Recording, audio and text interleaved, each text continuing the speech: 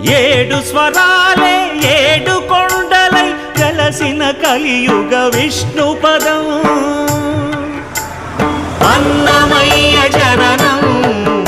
ఇది అన్నమయ్య జననం ఇది అన్నమయ్య జననం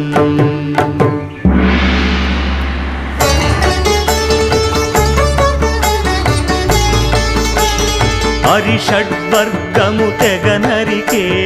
హరి ఖడ్గం ఇది నందకము బ్రహ్మలోకమున బ్రహ్మా భారతి నాదాశీసులు పొందినదై